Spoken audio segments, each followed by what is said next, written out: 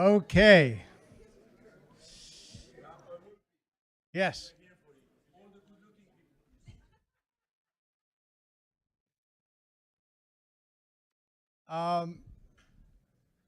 First of all, hello everybody. Good to see you and welcome. And this is a good time, and I will remind myself to turn off your cell phone unless it's a really important call.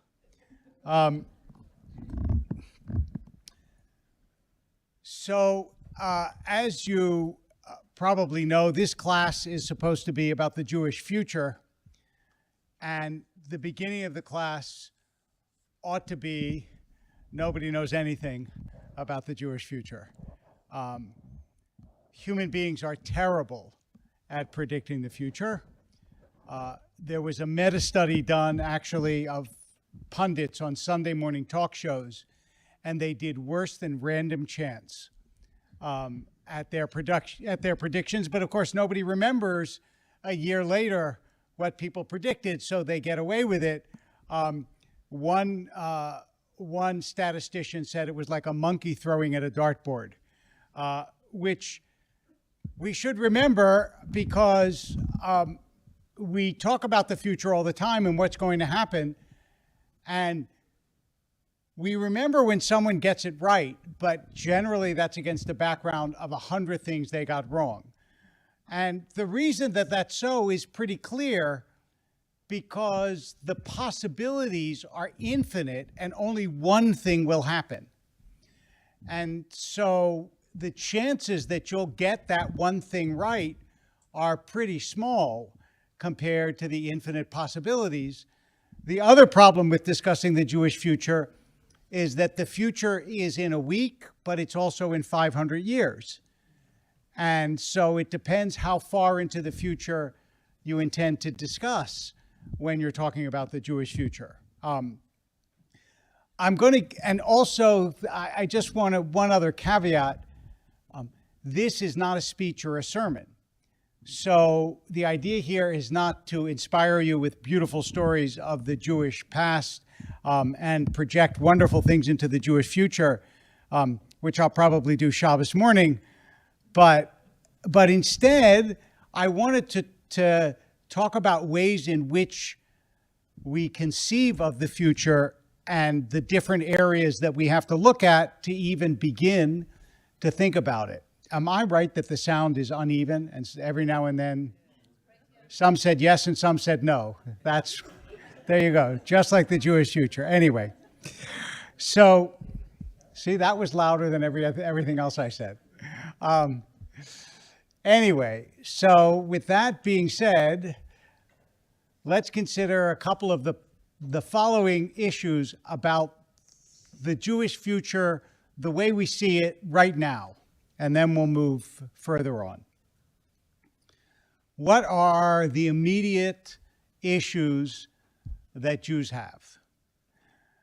They fall into several different categories. One, obviously, is the political situation of Israel.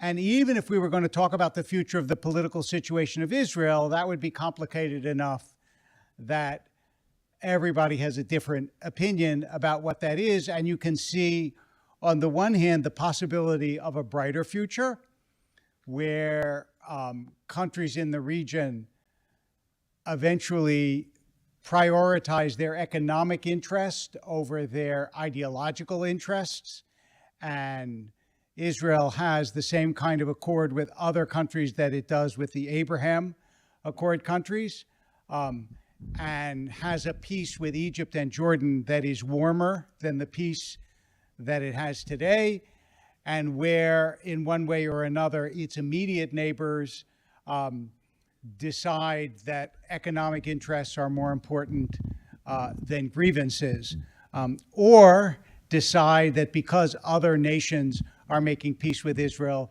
they must too, because they're no longer supported. Or you can see the opposite. You can see a world in which Israel's reputational currency keeps going down, as it has gone down enormously in the past year, internationally, and that the Palestinians in the Arab world see that actually there is a lot of both profit and reputational currency to be made by continuing to say how evil Israel is, and persuades more and more of the world, and Israel becomes increasingly isolated, and it becomes harder and harder, and it becomes a polarized issue in the United States, and because inevitably different administrations will take hold. Eventually, an administration will take hold that is unsympathetic with Israel, and Israel will be in geopolitical hot water. And both of those scenarios, and many, many more besides in between, are entirely possible. And that's just the geopolitical situation of Israel.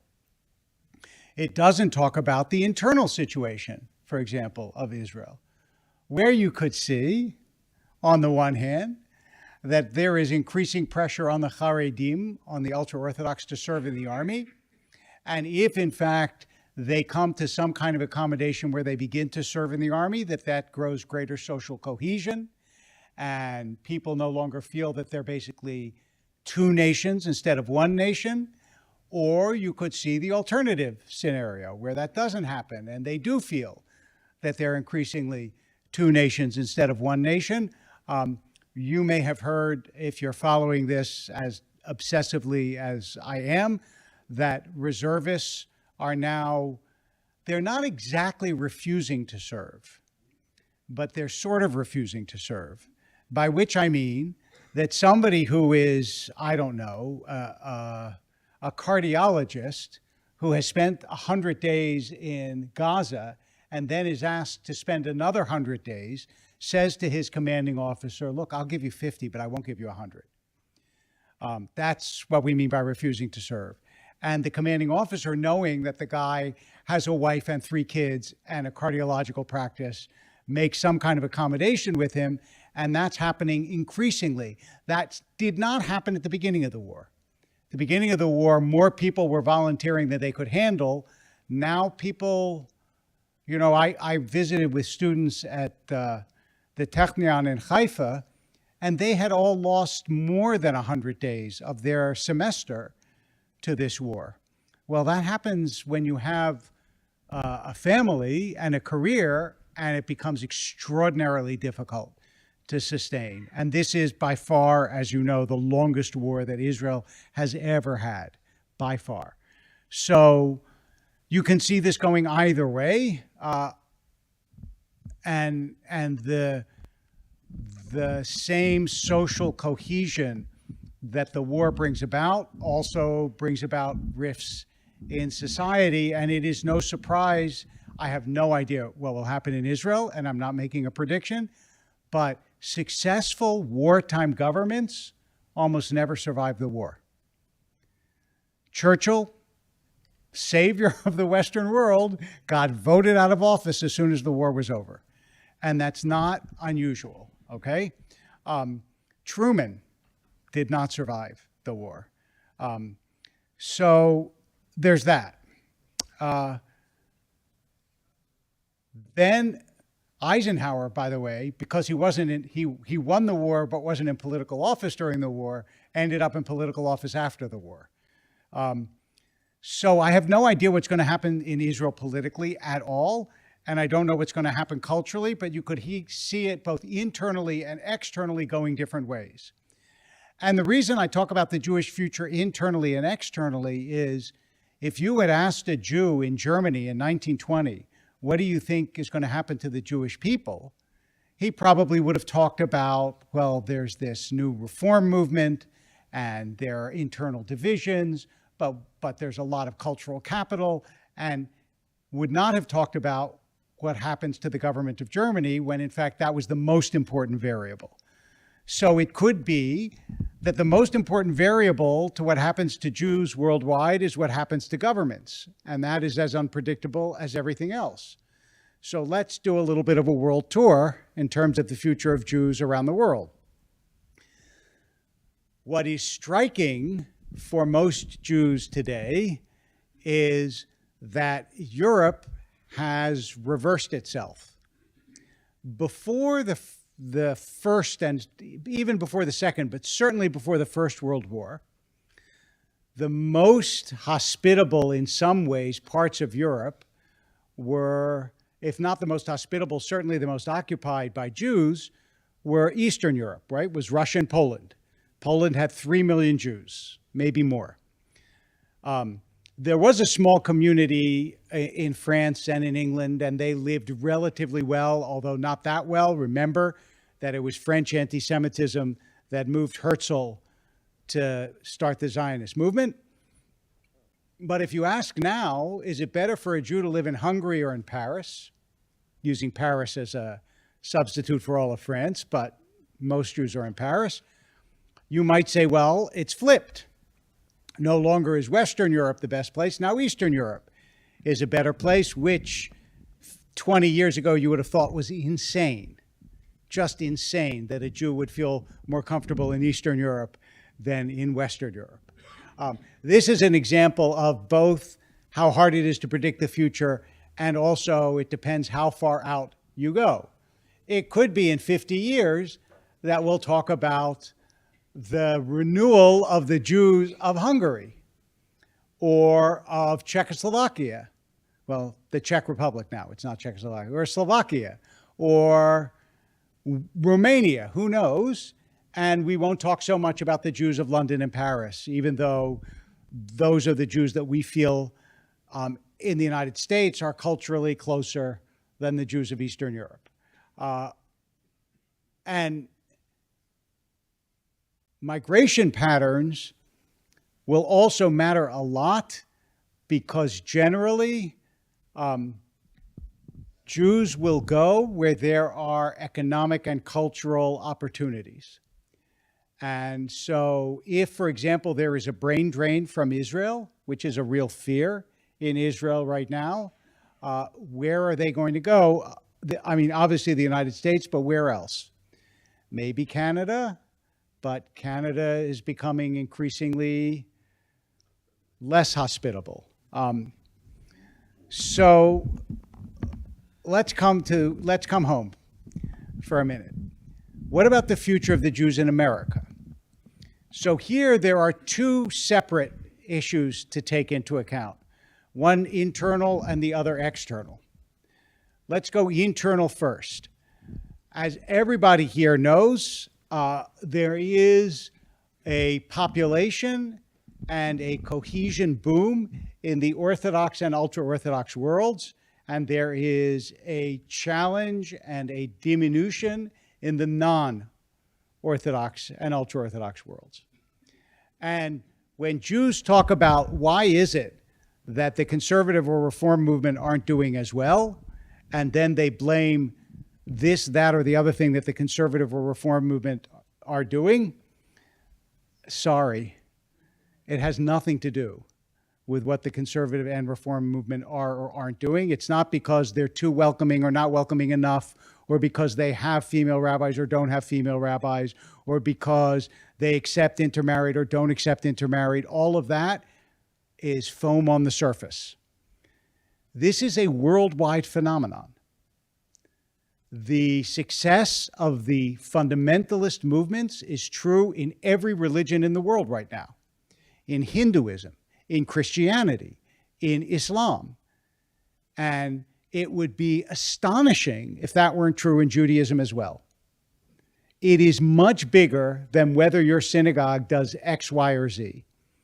In fact, everywhere in the world right now, non-literalist religion is struggling and literalist religion is booming.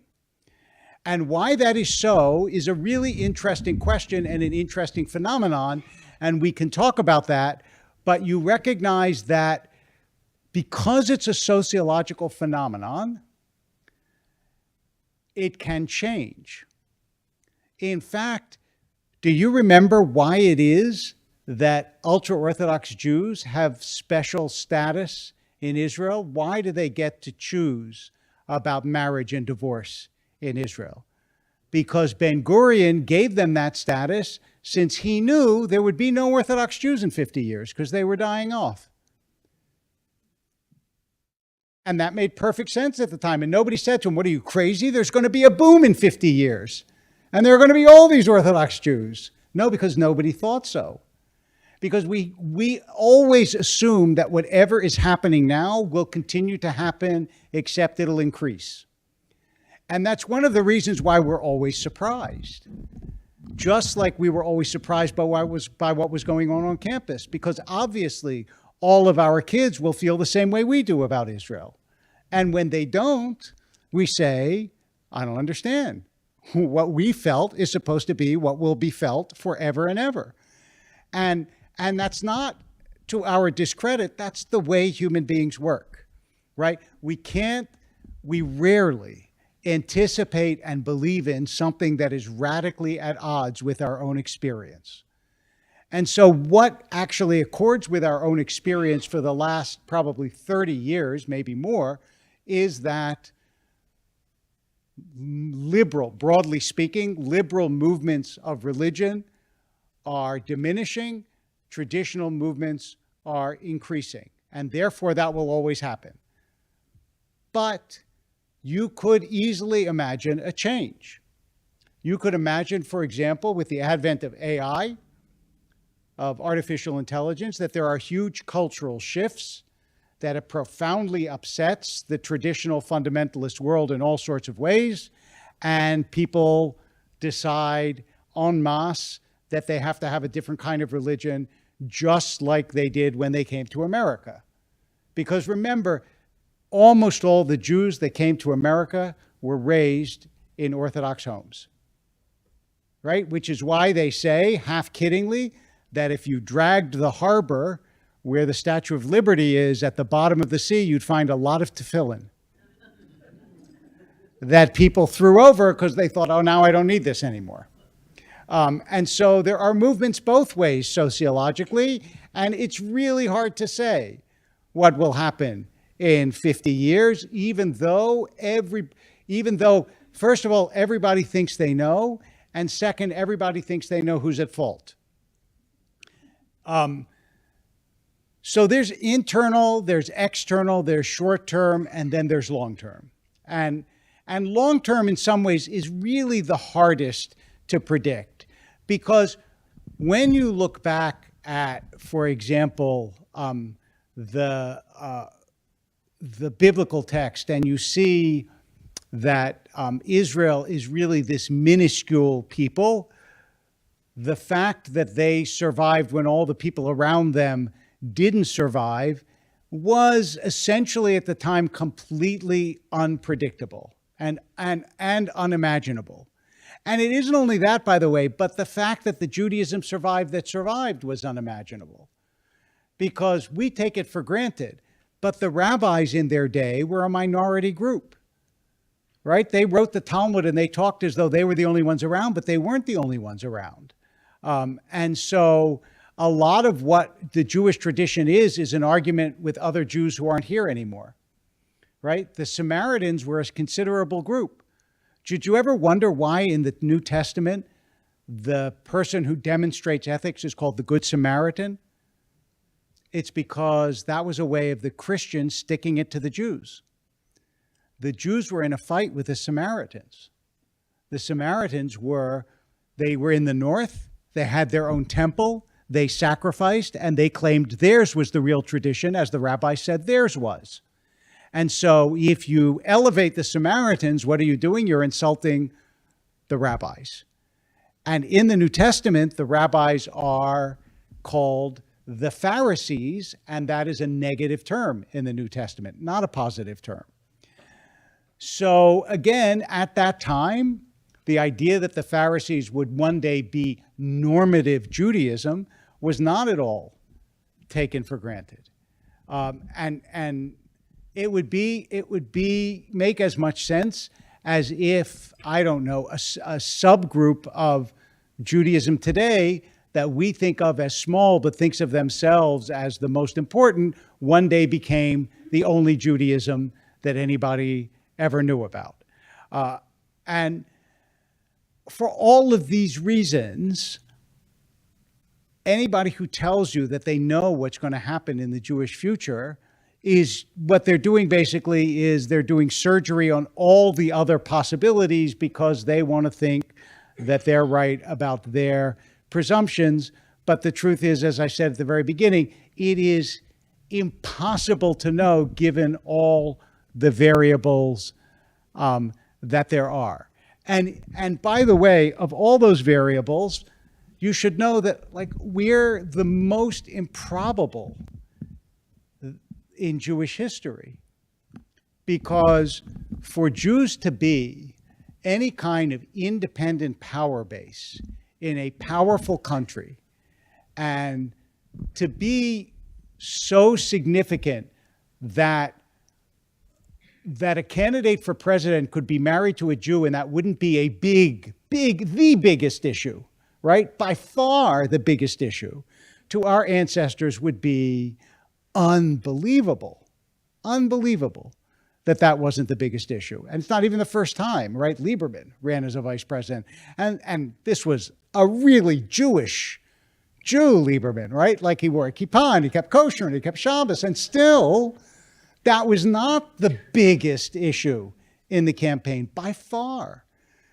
So the Jewish future has a lot of tremendous unpredictable possibilities, and one of the things that we should keep in mind as we discuss it, and I want most of the evening to be a discussion instead of just a lecture, is that for all of the difficulties that we see now, the difficulties are laid on a foundation of tremendous elevation from any place Jews ever were in their history, right? Our complaints to our ancestors would seem ridiculous, right? If you think about the way most Jews lived on the sufferance of the communities around them. And the single most important thing that happened to the Jewish people was a shift of leadership, because if the new guy didn't like Jews, or conversely, if the new guy liked Jews, all of Jewish life would change, right? If the Tsar was favorable to the Jews, millions of Jews would live differently. If the Tsar didn't like Jews, millions of Jews would live differently. And that no longer obtains in the Jewish world. And so, since that was so unpredictable and really was not a feature of Jewish history as much as it was a feature of history, just had there not been an Enlightenment and an America and a migration and all those things, none of this would have happened. So it makes it really difficult to figure out what the Jewish future will be apart from faith statements, right? That, and you can make lots of faith statements about where Jews have been throughout their history and where they will be in the future. And the one other part of this that I think is at least worth thinking about is that for most Jews, when you ask this question, it dissolves into political allegiances. And I'm going to tell you that as important as political allegiances may be, and they may be short-term, it's a much, much bigger and more complicated question than political allegiances, which are really very short-term. But Jewish well-being in the world is a much more significant issue than a single election or a single candidate or a single bill or a single decision. My closing comment on this, and then I'm happy to take questions and comments and so on, is just on the state that we're all thinking about, and I know the questions will be about this, of anti-Semitism. And here, among lots and lots and lots of things to say, I would just say this. I think that a part of us thinks anti-Semitism is more immutable than it is, by which immutable means unchangeable. And so this is what I mean. After 67, the world was very favorable towards Israel. And I don't think they were all lying. I think they really were. I think at the time, Israel had an image that people identified with and cathected to, and they were favorable to it. That doesn't mean that those same people weren't susceptible of being anti-Semites. People are more complicated than we give them credit for, right? Much more complicated. The same person votes for Obama and then votes for Trump. And when you say, how does that work? The answer is people have lots of shifting parts of themselves and allegiances in themselves. So someone could, for example, dislike Jews their whole life and treat Jews very well. Because even though they dislike Jews, they also know that disliking Jews is really not legitimate. So although they don't like Jews, they don't really allow that to affect the way they behave towards Jews. And other people will let it affect the way they behave towards Jews. Some of them have ideological convictions. Some of them have distaste. Some of them will spread anti-Semitism. Some of them almost won't admit it to themselves. And that's why I say it's not an immutable characteristic any more than any other kind of prejudice is an immutable characteristic. There was a time in this country when people, and this it's not identical to anti-Semitism, but just worth thinking about.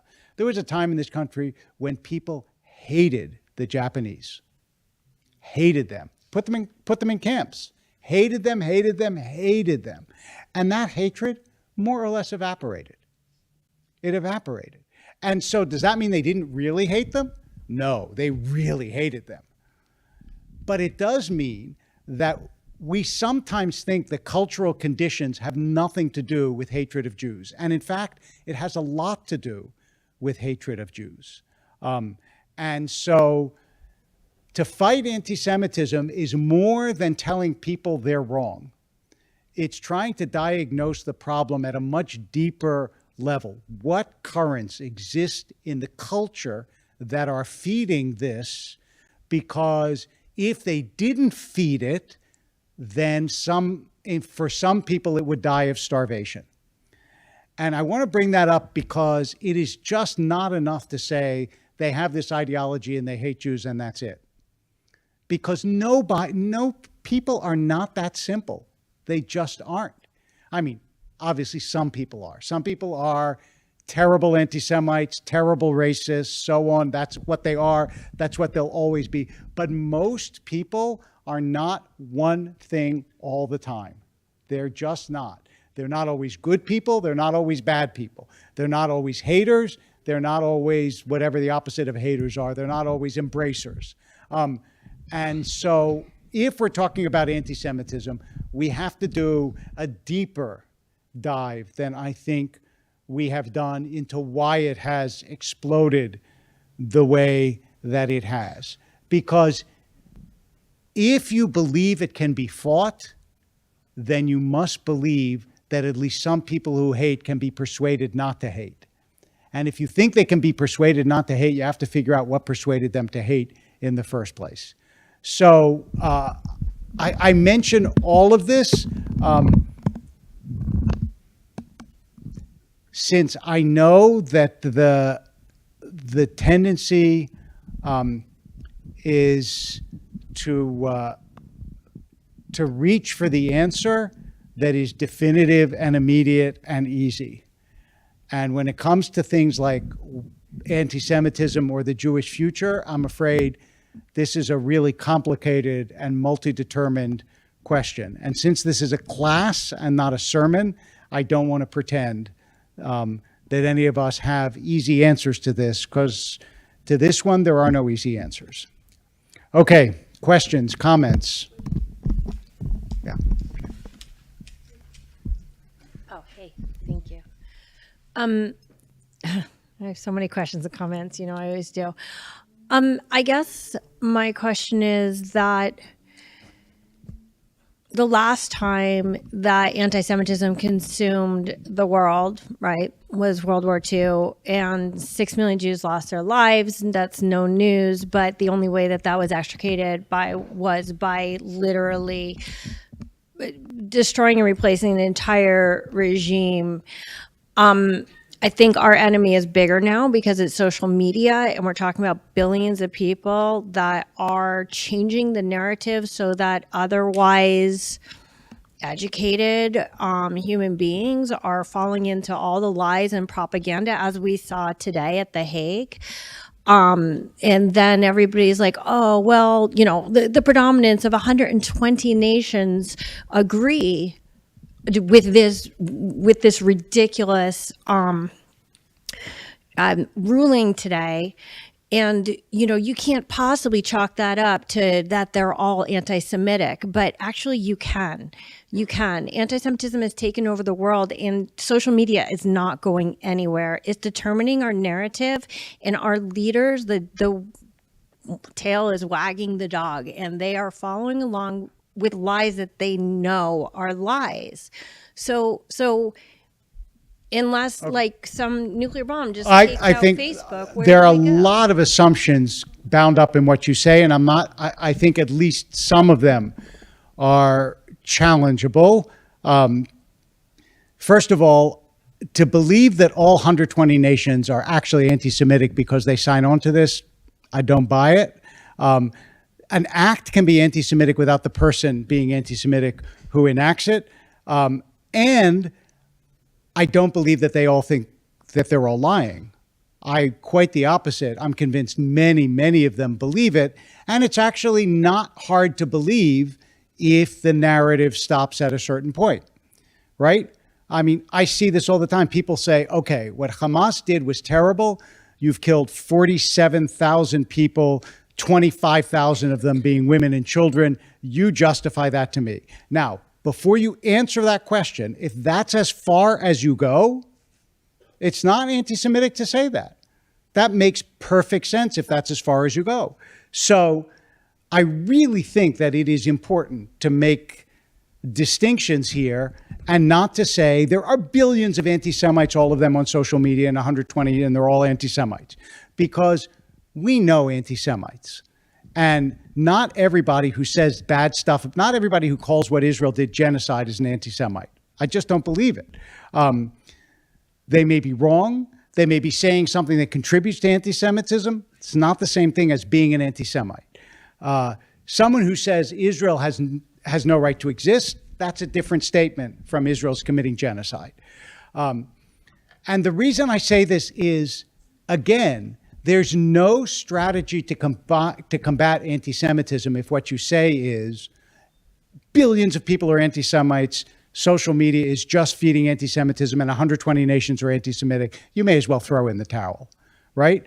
But if you believe that these are persuadable people, many of them are reasonable people, but they misunderstand something very deep about what's going on in the world, then actually you can have a conversation with them. So I would be really careful. Also, by the way, like anti-Semitism is our nuclear bomb. And when you have that powerful an accusation, when you throw it too widely, it doesn't mean anything anymore. And once you start to call billions of people anti-Semites, what's Candace Owen? She's just one more. Are double standards anti-Semitic? No, not always.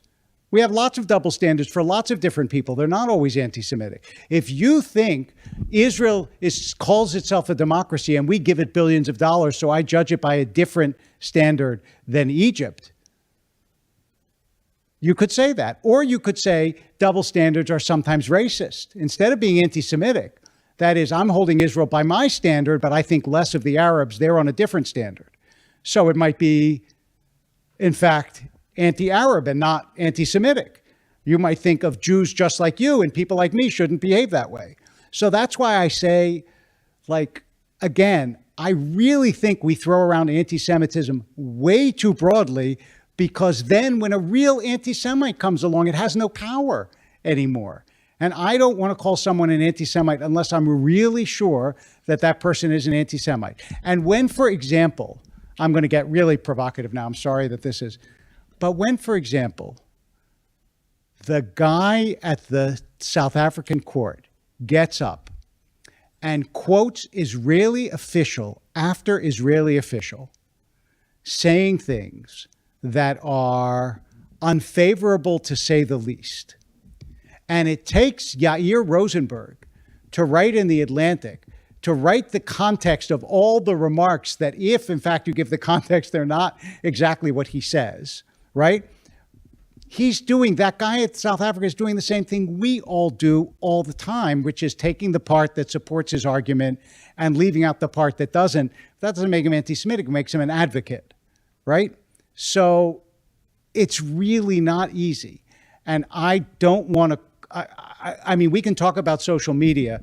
I think social media, the reason, for example, I think that TikTok is so anti-Israel has less to do with anti-Semitism than it has to do with China's national interest. China's national interest is that America and its allies should be made to look as terrible as possible. Is China anti-Semitic? I'm sure there are Chinese who are anti-Semitic, but I think they really could care less one way or the other about the Jews, except in as much as the Jews represent the allies of America and the West. And so TikTok, being by far the most influential social media in the world right now, is anti-Semitic in content, but that's different from being anti-Semitic in motivation, even though some of the people who post on it are. So that's what I mean by, like, more levels of analysis are really important if we're going to try to undo this, even though it's really hard. And sometimes you just want to throw up your hands and say, you know, this is just horrible. But also, by the way, it's also really important to remember. So, I mean, like, when you see that Argentina elected a Jewish woman I'm sorry, Mexico elected a Jewish woman, and that the Jews occupy, and the Ukraine has a Jewish president, even though the Ukraine is traditionally the worst of the worst, right? And there's a lot of competition for that. You realize that really that anti-Semitism is a really complex phenomenon and not so easy to just label and say that everyone hates us. And what would happen, for example, let's say tomorrow the Iranian regime was overthrown. Let's just say that happened. I think it would change the atmosphere in the Middle East so much that it would do more than 1,000 anti-Semitic panels, you know, I mean, like 1,000 ADL like type organizations could ever do. And that's why this is a really complicated problem, because it's also implicated in the political interests of lots of different countries and regimes. Why all of a sudden does Hungary like Jews? I mean, the Hungarians, they weren't quite the Ukrainians, but they were close. Why do they like Jews now? Because now the Jews are the West. We used to be the other, but now we're like them. The Jews are like the West, and they're anti-Muslim. So they don't allow Muslim immigration, but now they like the Jews. I was invited to speak at a conference in Hungary. Why? Why? Right? And by the way, it was so funny that at this conference, which was sponsored by the government, I was next to this guy who said, what we really need in Hungary is what we need in the United States, which is Christian nationalism. And I said, I'm so glad you brought a rabbi to this conference, because I don't know if you remember, but I actually remember Christian nationalism in Hungary, and it didn't work out well for my, so again, I'm sure he had no anti-Semitic intent in saying that. I don't know. As I say, it's like, it's hard to tease all these things out, But I think the more careful we are, the more effective we are in calling someone or something anti-Semitic when it really is. So.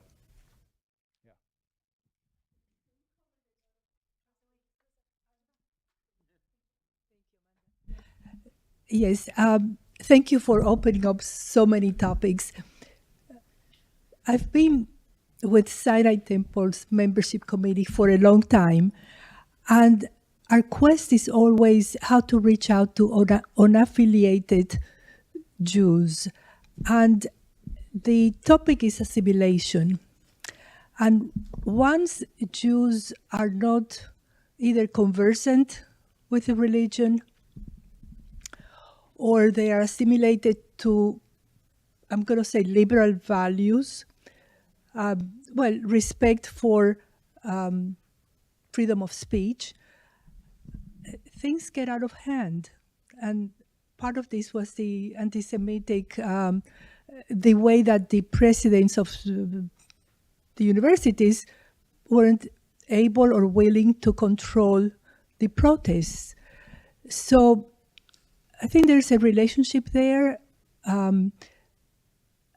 People are looking for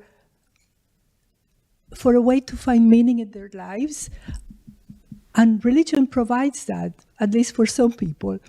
So how can we get more people affiliated with organized religion? The question was basically, how can we get more people affiliated with organized religion? I'm going to punt on that one because I'm going to say that that's important for the Jewish future, but at the moment it's not really a question about the Jewish future, except in as much as wondering whether we can do it or not. Instead, I'll take this direction of it, which is, it seems to me pretty clear, at least right now for this generation, although it's hard to know in the future, that for many young Jews, what we think of as organized religion, just by the nature of that name, is unattractive to them. They walk into the sanctuary of Sinai. Most 20-year-olds walking into that sanctuary do not go, this is my religious home. They might feel that in the mountains or hiking, in a forest. But big structures and institutions, this is a very anti-institutional age. One of the reasons why the universities are having so much problem is specifically because students don't have respect for the idea of a university, because they don't have respect for institutions in general. And by the way, before we say, that's just because all the kids are lousy today, they're not like us. Let me just say one of the reasons why institutions have lost so much respect, and different organizations have. It's for a very solid reason. What has changed in society, among many, many other things, is the degree of transparency. We know much more about our political leaders, our religious leaders, our military leaders, our education leaders than our ancestors did. Much more, okay? So why is it that the founding fathers were the founding fathers and now everybody sneers? Because for most of history, people didn't really know about the conduct of the founding fathers, or they didn't think about it. What was the difference between, for example, what John Kennedy did in the White House and what Bill Clinton did in the White House? The difference was that John Kennedy was covered up by the press. They wouldn't write about what Kennedy was doing in the White House because he was the president. So if he fools around in the White House, of course you don't write. People don't write about that. That's not right. Today, there is complete transparency. So when a kid listens to his professor at the university and thinks, I know what this guy just posted on social media, or I know what his kid said on Instagram, or all of those things, it is much harder to maintain the kind of distance that creates reverence that says, I will follow this rabbi or this whatever or whatever. And the places where you find hero worship, genuine hero worship, are places where there is very little transparency, like ultra-Orthodox communities, where people don't really know what goes on inside the home of this, that, or the other person, right? Because you're creating a mystique around them. And that's one of the things that totalitarians do, right? You have, in a totalitarian regime, his subjects don't know very much about the leader of North Korea. Because if they really knew a lot about him, they wouldn't reverence him the way they do, right? You didn't know about Stalin's private life, for example.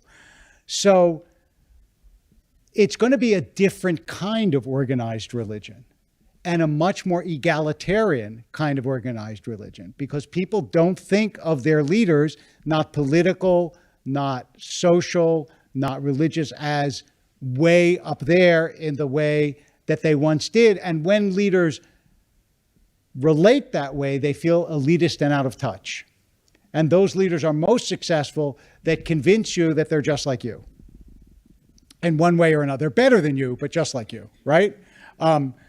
So I think that this is, again, a complicated problem about how you get unaffiliated Jews affiliated. But I do have a suggestion about the best way to go about it. Ask them, right? Ask them. If I've spent now, and I've been guilty of it myself, but I have now spent 30 years watching 50-year-olds talk to 50-year-olds about what 20-year-olds need. Really. This is what we should do for the kids. But it's so rare to actually have 20-year-olds in the room and say, what can the synagogue do for you? What do you want from this place? What would be helpful for you? And to me, that would be the best way to go about it. But then, by the way, you have to be prepared to hear things that you don't want to do. So that's why I said the future could be radically different in lots of ways from, and it changes really quickly. I mean, that's the other thing is the social changes in the past 100 years have been radical beyond anything that we know of in human history. And it takes a lot of time to readjust. And that's not easy too. And by the way, one of the many reasons for the rise in anti-Semitism is when people are really disoriented, that's one of the times that they look for scapegoats. And Jews are the best scapegoats. And I'll tell you why. I don't know if you've ever thought about why we're such good scapegoats. One is we're important enough and significant enough that we matter. The second is we're small enough that you can pick on us, right? You're not going to pick on, if there were 1 billion Jews, we would be really okay, right? The third is that we're spread all over, which already gives like the worldwide conspiracy thing more legs, right? We're not all in one place. We're all over the place. And the fourth is that we have a long history, so people can point to like people in the Middle Ages who said stuff like this, or people in the time of the Talmud who said stuff like this. It's not like all of a sudden they discovered, oh, Jews are the problem. The history of Jews being the problem, is thousands of years old. And then, of course, there are the special realities that there's a resentment of Christianity to Judaism that is almost an Oedipal resentment, and we killed their God beside. And we also rejected Islam. So along came these two religions that wanted to save the world, and the first people they turned to rejected them, which is a kind of deep, original, I would say, narcissistic wound. And that, I mean, to a greater or lesser extent, has played a role as well in Jewish history. Yeah. Ellie?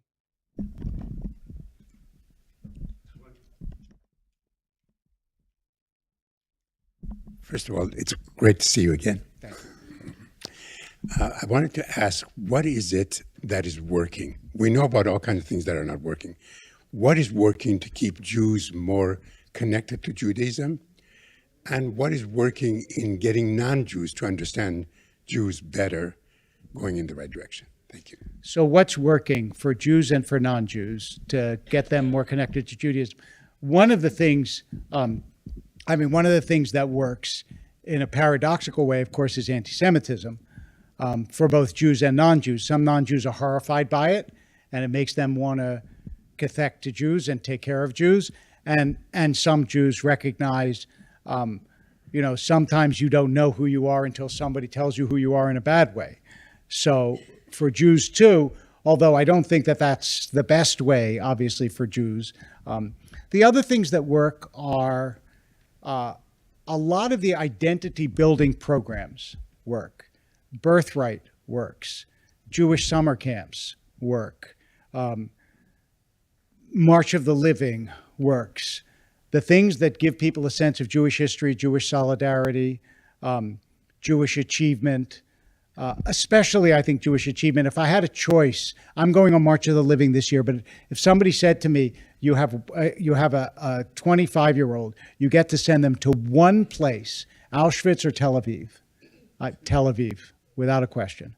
I would rather a kid see not what was done to Jews, but what Jews have done. That's a much better picture of Jews. I mean, I want him to see both, or her to see both, but and then the other thing that I think works are places that gather Jews together of the same age with interests, whatever, affinity groups. Part of the problem, to go back to what Rosa and you were both in some ways asking, is that Judaism is countercultural. You need a lot of basic information to take part in Jewish stuff. You know, if you walk into a church, you don't need to know anything. You really don't. Where you stand, where you sit, but all the hymns are in English and in front of you, and maybe you can't get the tunes right away, but you can get them very quickly, and the message is clear. Walk into Sinai Temple. If you don't know any Hebrew and you've never been to a service before, it's extremely disorienting and confusing because we're a really thick informational culture, and that's hard. That's really hard. Jewish education is the thing that works best, but unfortunately, it's not an easy thing to do. And one of the things that is hard about it is that, I don't know if you know this, but Americans are not famous for their knowledge of foreign languages. And Hebrew is really foundational to the Jewish tradition. But if you can't read, and if you can't especially read, but if you don't speak Hebrew or it's completely foreign to you, then you're going to have a much harder time. So, yeah. And then Bob, go ahead. Hi, Rabbi. First of all, I want to identify with what you just said. I attended Sinai Kippah for 8 years and had tefillot in this room every day. And I still, by the time I was in 6th grade, I still had no clue what was going on.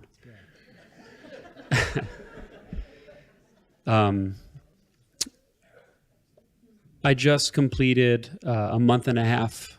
I'm a touring musician, and I was on tour around the world for a month and a half in the United Kingdom, New Zealand, and Australia. Probably over 20 cities, some big cities, some very small cities.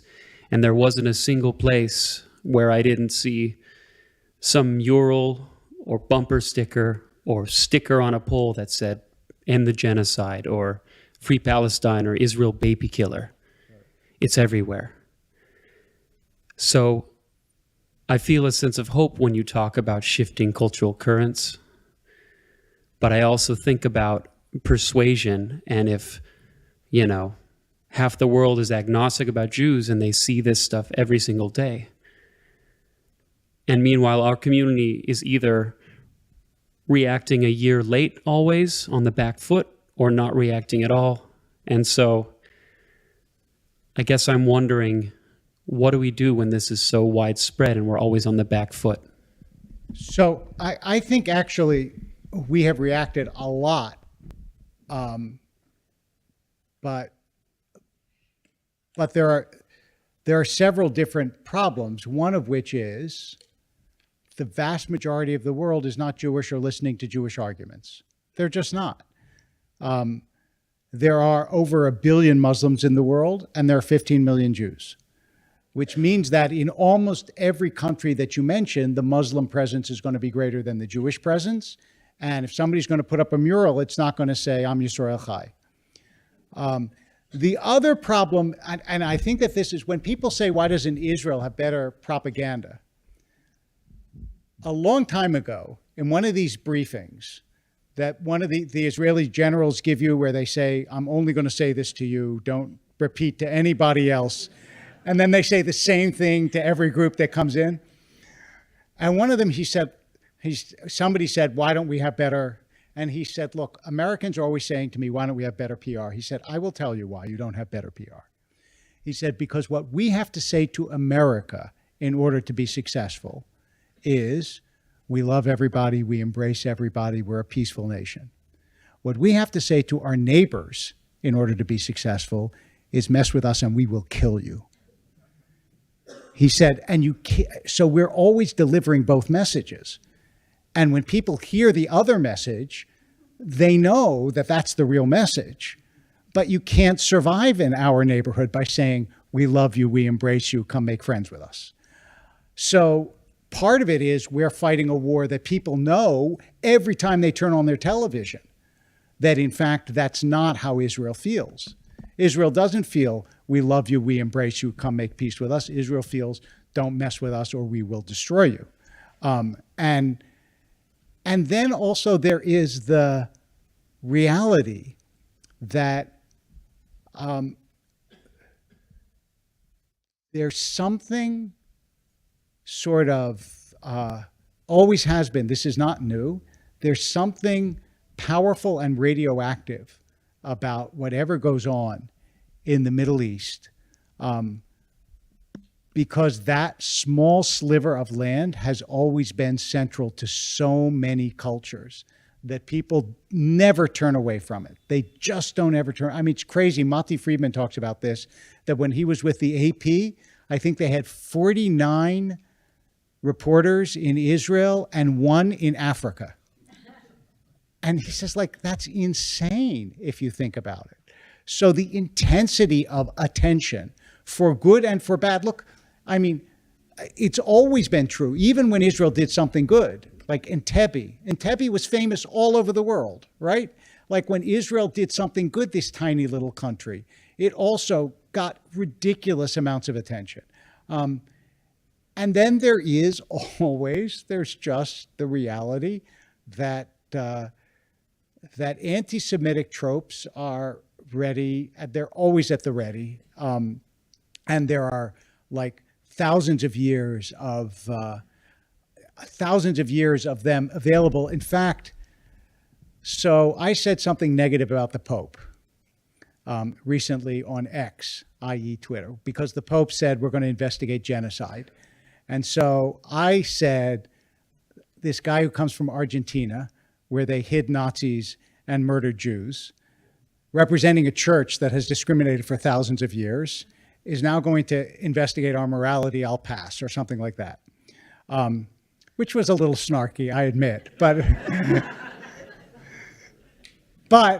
I really like, and by the way, I like this Pope, but I was really, and then there was an article this morning in Tablet, I don't know if any of you saw it, that talked about the fact that when he referred to the war, he quoted a verse in John that talks about how he didn't quote this part of the verse, but it goes on to talk about Jews as the spawn of devil.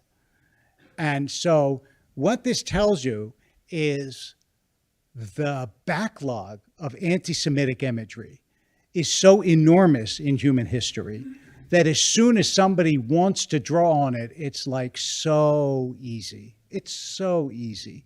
And the genocide images, and when you look at them, so many of them look like they could have come out of Der Stürmer.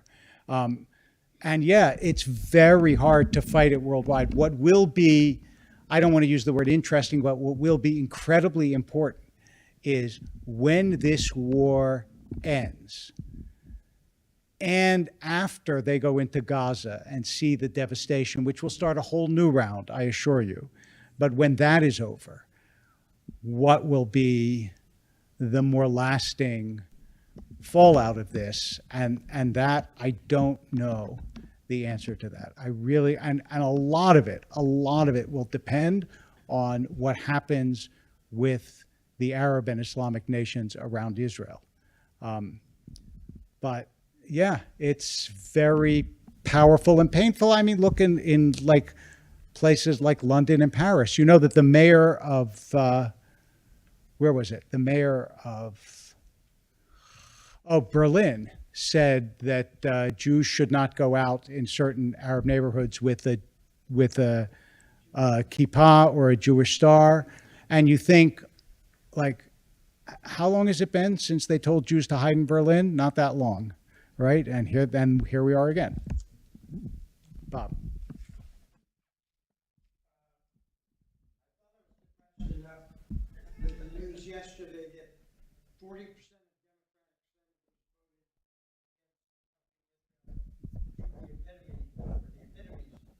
of terrorism.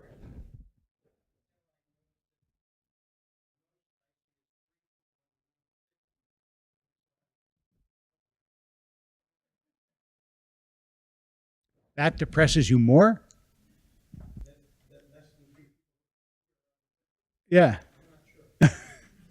Oh, that's because people under 50 are the Jewish future. They don't have to hear about the Jewish future. That's why. I mean, the programs of Jewish education, unless they are directed at younger people. I mean, I'm doing a class in New York that's for ages 21 to 39, and everybody there is 21 to 39. But default Jewish education has always been an older. But the reason I mention is people.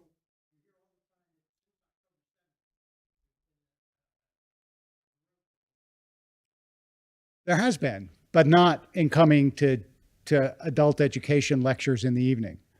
That, for some reason, that hasn't caught on yet. I don't know why. But there has clearly been a growth. Same thing, the March of the Living group that we're taking this year is all young people. So, what's that? March of the Living is always young. It's both, younger and older, yeah. So, I mean, I don't know what to tell you other than I mean, I would not have expected that this would be the kind of event that you would get. Were you surprised that 20 senators?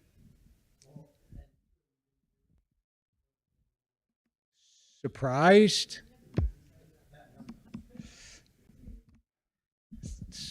Dispirited. Yeah. Not good. Not good. And of course, the resolution was sponsored by a Jewish senator.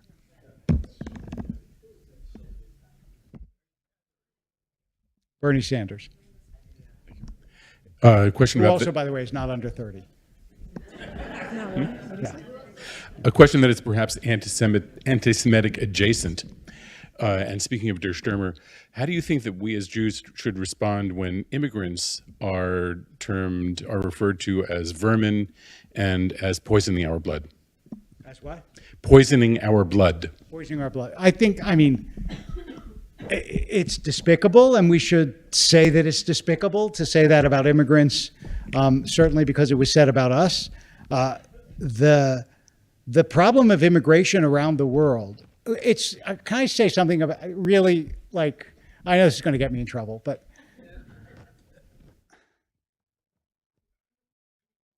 Americans, I mean, I know that immigration is a problem in America. I understand that. But do Americans realize, like, that the immigrants, by and large, that we are dealing with are immigrants who other nations would like, we'll trade our immigrants for yours in a second, right? Like, To assimilate immigrants from Mexico is so much easier in America than assimilating immigrants from Syria is in Britain, right? So it's not to say that immigration isn't a problem. Immigration is always a problem. And by the way, obviously the vermin and poisoning our blood is despicable. But I also will say there has never been an immigration in the history of the world that did not arouse the ire of the native population. Ever, ever, ever, including Jews and Jews. When the Polish Jews came, the German Jews hated them because they were dirty and common and not sophisticated and German, right? Like the German Jews. So yes, we have to guard how we speak about this, but also we have to recognize that this is the origin of anti-Semitism, right? I say this all the time. When people say, I don't understand anti-Semitism, there are a lot of explanations for it, and I can tick off like 6 or 7. But number one is people do not like the other. They just don't.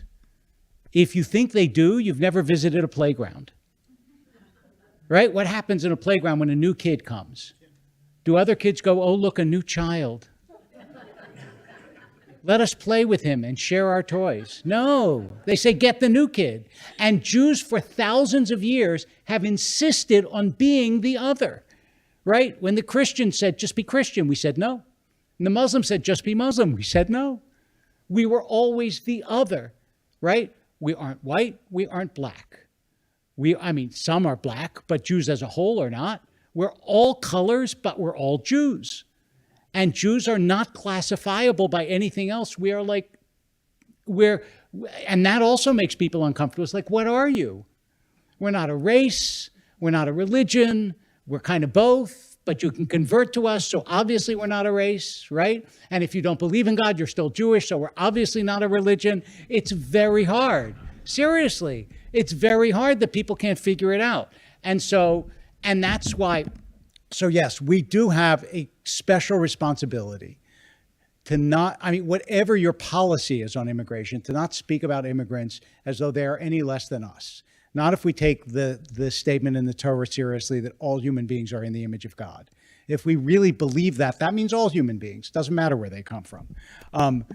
But we also should not be surprised that immigration is always a hot button issue in every country at every time. It always is, always. That it's never been other than that.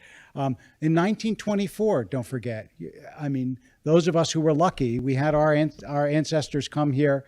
If you came before the Second World War, before 1924, when they closed the gates. And FDR, whom all of our grandparents worshipped, he's no more Jews. That's it. We're done with the Jews. And the reason was, anti-Semitism certainly played a role, no question. But the other thing that played a role is a sentiment that everybody feels, which is we don't want more foreigners here.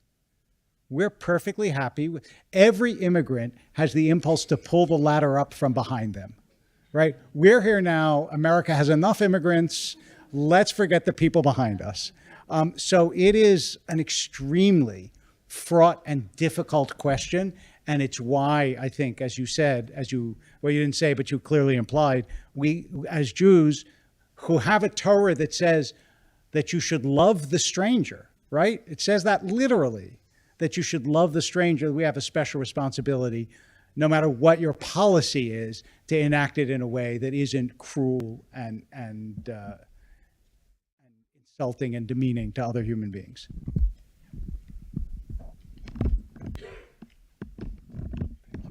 Thank you, Rabbi. I was wondering if you could explain in what ways do the democratic socialists that are Jewish, like Bernie Sanders and others, like... In what ways are they Jewish? No, in what ways are they contributing to anti-Semitism? In what ways are they not? Make the case with both arguments, if you can. Give In what way is Bernie Sanders contributing to anti-Semitism, and in what way is he not? Is he not? Make the case in both ways. Or even groups. Do you think people know he's Jewish? Nothing. So, look, what I would say is,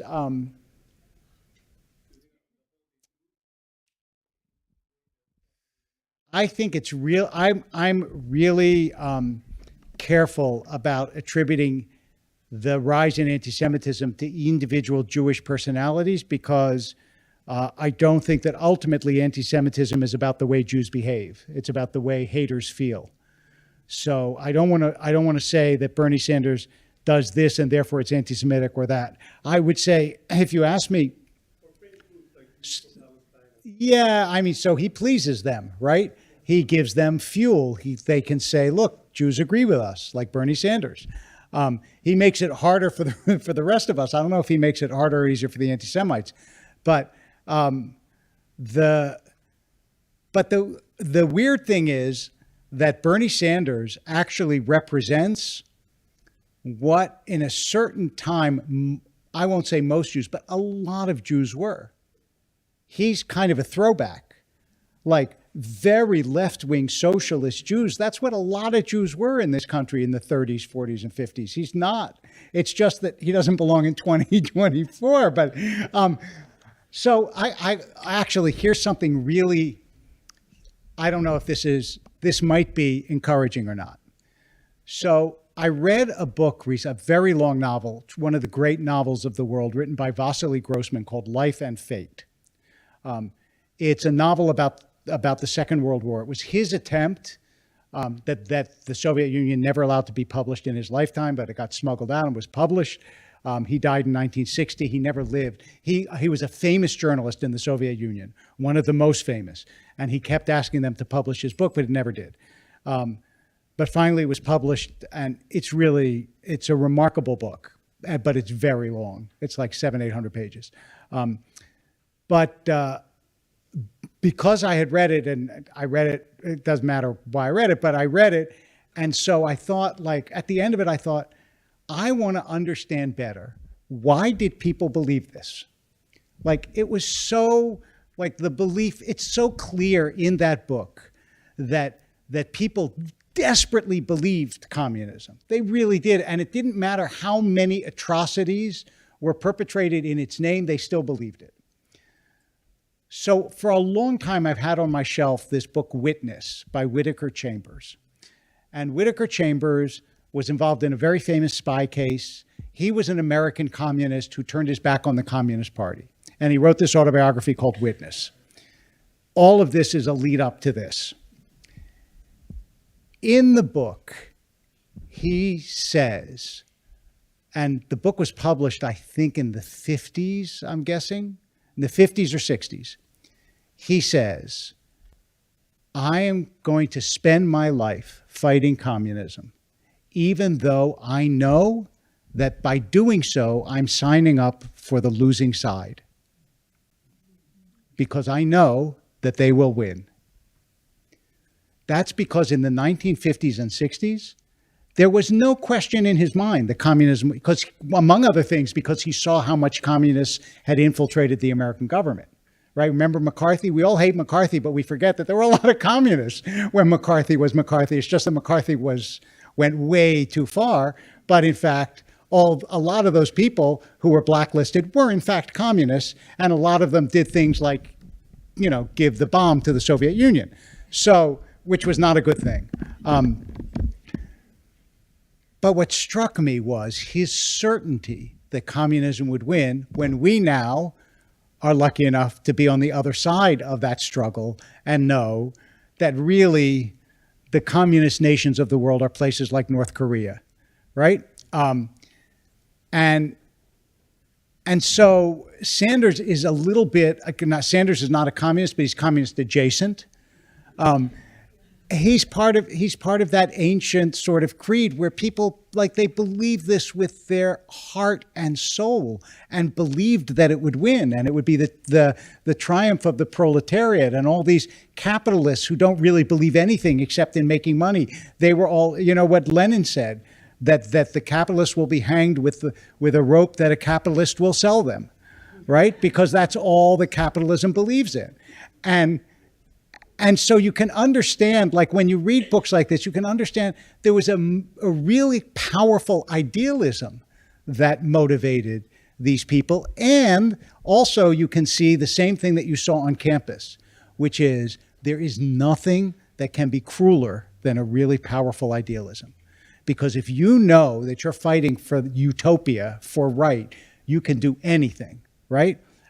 That was another famous phrase from communism, which is if you're going to make an omelet, you have to break a few eggs, right?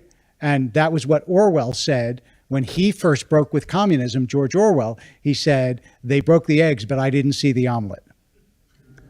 So, but I felt better when I saw Chambers really believed communism would win, because I realized that like some of these terrible things that we think are inevitable, maybe they're not, you know? Maybe actually something better will happen. Maybe AI won't destroy us. Maybe it'll actually make the world a lot better. And I hope so. Yeah. We have 12 more minutes. 2 more questions. Amanda is the... And talking about the future of Jews around the world, can you talk a little bit about the 15 million Jews versus the 1.4 billion Muslims, and the percentage of those Muslims that really do subscribe to a very fundamentalist view, and how that might, in the future, those demographics work against us? Sure. This is good. This is an upbeat question. So the question was how the demographics are 1.4 billion Muslims and 15 million Jews, and how those demographics might work against us. Again, I would like to start off with an optimistic spin, okay? For most of Jewish history, you could ask exactly the same question about Christians and Jews. All these Christians hate Jews. There weren't a billion probably, there were hundreds of millions of them. There were less than 15 million Jews. And isn't that going to work against us? And the logical answer would have been, yeah, sooner or later they're going to crush us, except that they didn't.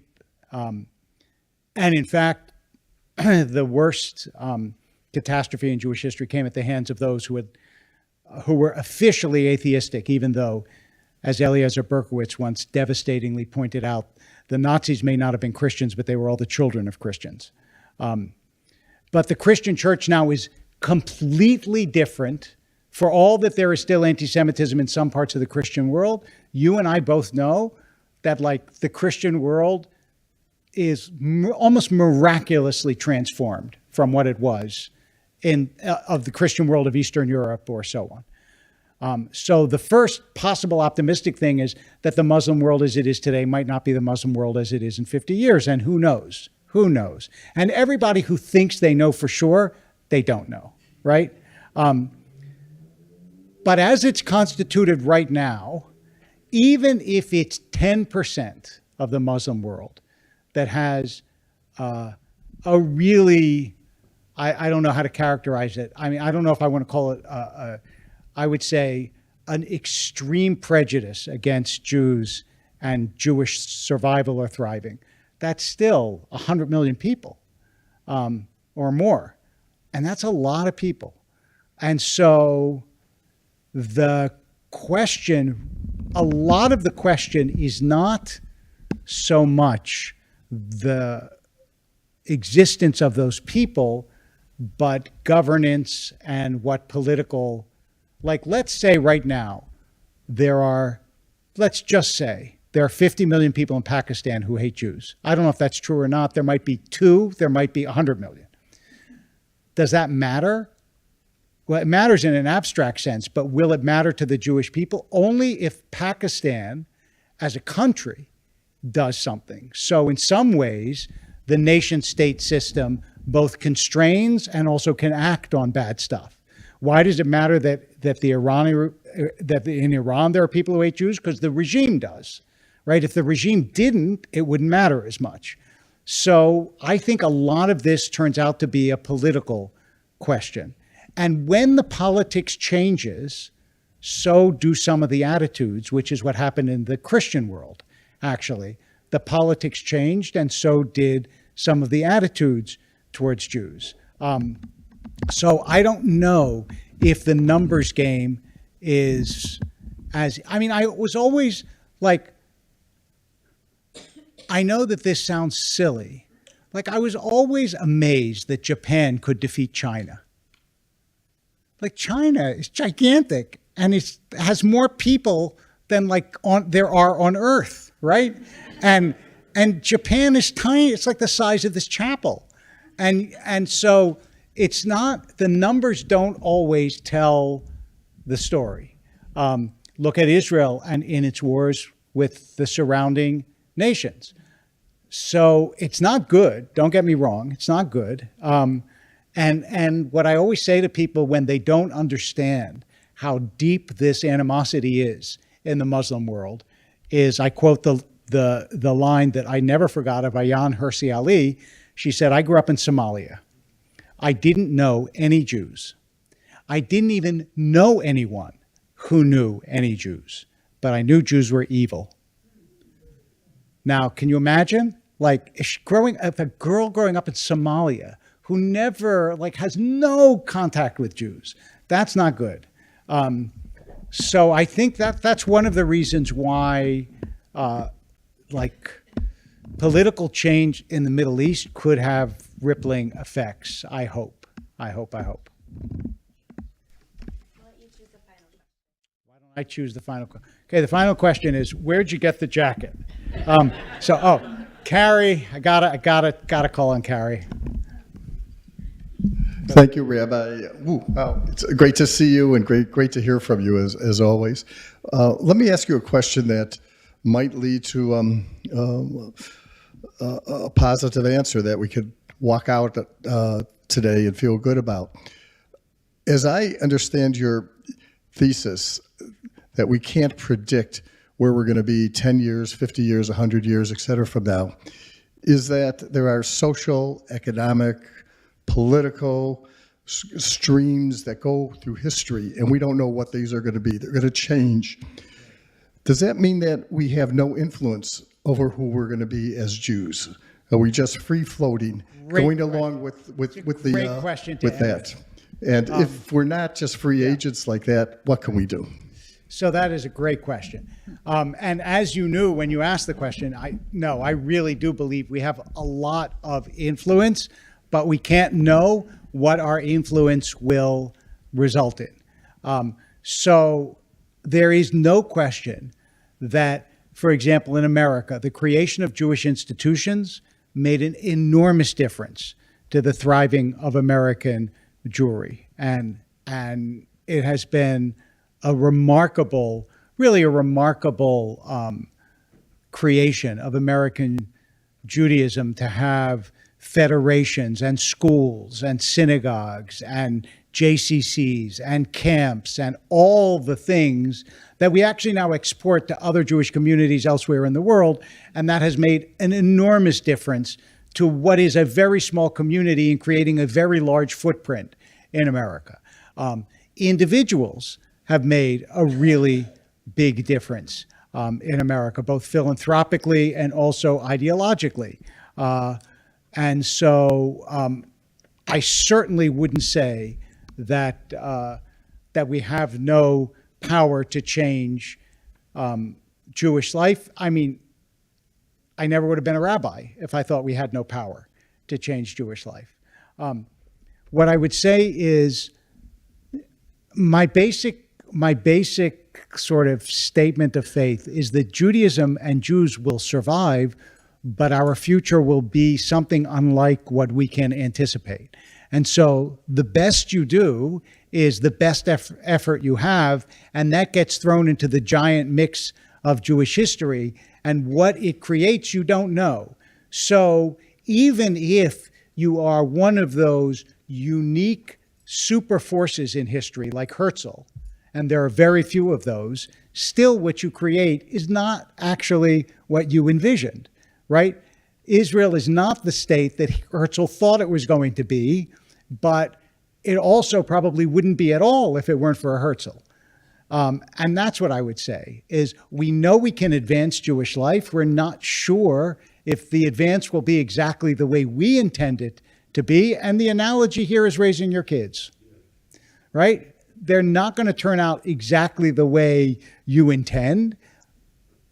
But if you give them a lot, they can turn out quite wonderfully in ways that they intend and that you didn't actually anticipate. And so in some ways, okay, here we'll finish with a grand metaphor, the future is the child of the present. So we're giving birth to that future, but we don't know when the kid grows up what they'll look like. And with that, thank you very much.